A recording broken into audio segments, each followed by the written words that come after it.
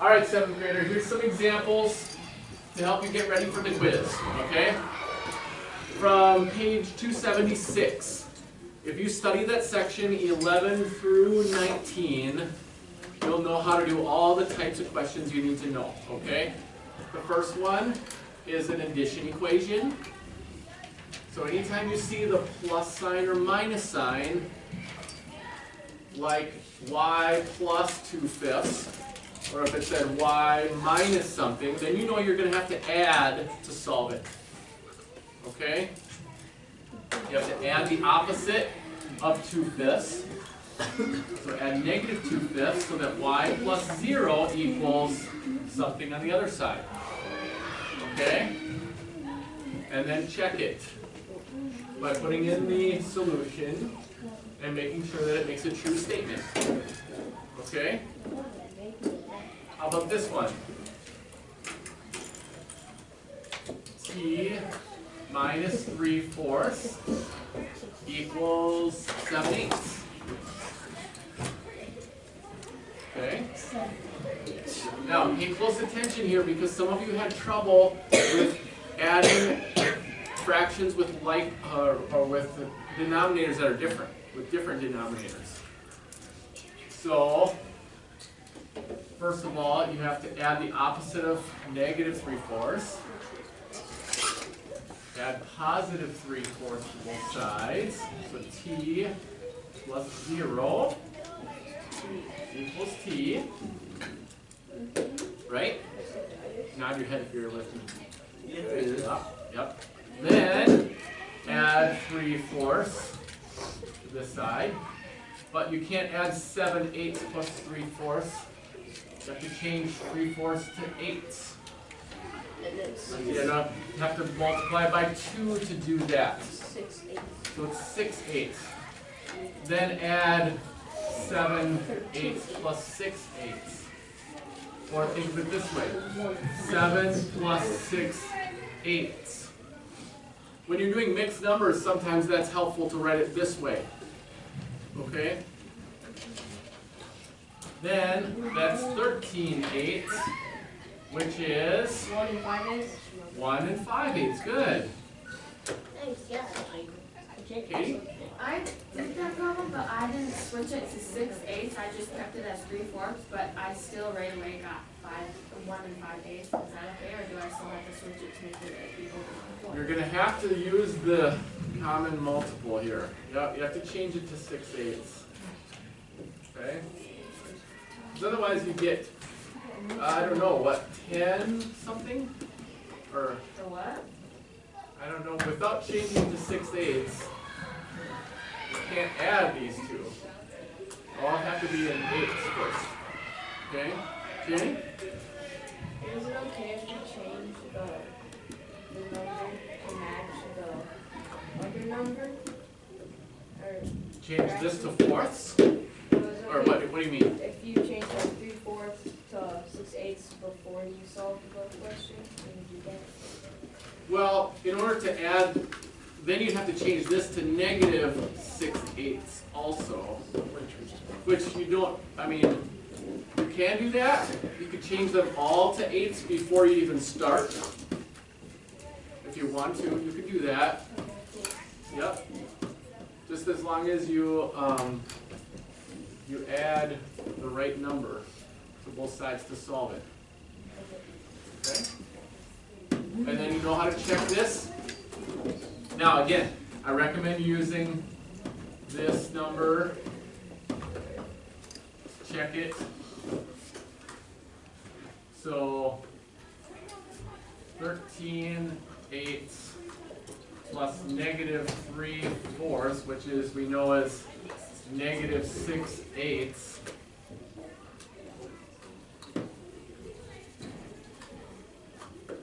Equals 7/8, and then it checks. Okay. Then you'll have to do ones like we did for today. So, like this one.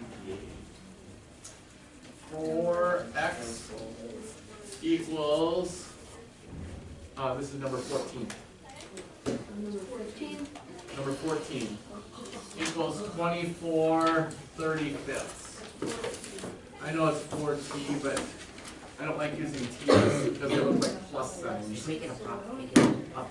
4 and, oh, I could use it, I could do that. Feels like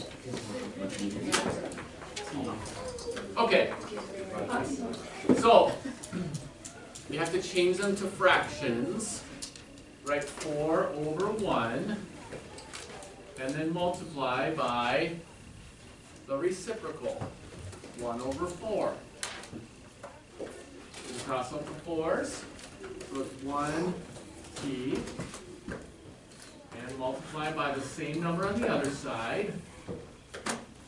Reduce 4 and 24 to 6 and 1, so divide them both by 4. And then multiply. 6 times 1 is 6. 35 times 1 is 35. And that's simplest form, because they don't have any common factors that we can take out, so that it's just 6/35. Okay? And then check it. You'd have to check these. So you check it with the fraction. 4/1 times 6/35, and that should be 24/35. Is that true? Yeah. Yeah. Okay. Any questions on those? All right. So that should help you get ready for the quiz. Okay. Now, lesson 5-9.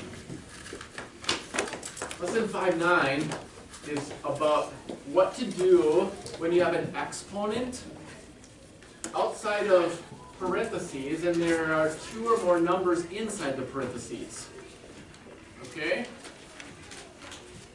When you have this situation, the rule is that you distribute the exponent to all of the numbers that are in the parentheses. Okay, you multiply or apply the exponent to each of the terms inside the parentheses. Now, remember when we talked about what to do with a power of a power? Do you add the exponents or do you multiply the exponents? You multiply. You multiply them, right? So 4 squared to the 4th power is 4 to the 8th power. 4 times 2 is 8. That's how you get that exponent 8. And if this is just n, then it's n to the 1st power. And so 4 times, n to the 1st power to the 4th power is n to the 4th power. Okay? It also works with fractions. Look at this one, 3a over b to the 2nd power. So you take this exponent and you apply it to everything in the parentheses. 3 squared, a squared, b squared. And then simplify. Is getting ready to what are you doing? 3 squared, a squared, b squared. So 3 squared you can simplify as 3 times 3. A squared you can't simplify, and b squared you can't simplify. So this is simplified. It's a beautiful thing. It is. It's a good rule. Yep. Look at this one. 1/2 to the 3rd power. All right? So 1 to the 3rd power is 1. 2 to the 3rd power is 8. So 1/2 to the 3rd power is 1/8. Or if you think of it in expanded form, and that's what I wrote here, you can think of it this way. 1/2 times 1/2 times 1/2. And if you multiplied all those across, you'd get 1/8, right? And then -2/3 squared Notice that the negative sign is inside the parentheses. If it was outside the parentheses, it wouldn't apply, the exponent wouldn't apply to it. So since it's inside the parentheses, in expanded form, this is negative 2/3 times negative 2/3. Then when you simplify that, it's positive 4/9, because two negatives multiplied together equals positive. Does that make sense? All right. Now, to practice this, on page 280, I want you to do 2 through 30 evens. And then also study for the quiz tomorrow. Okay? You guys are so lucky. I love this. I should just do the assignment.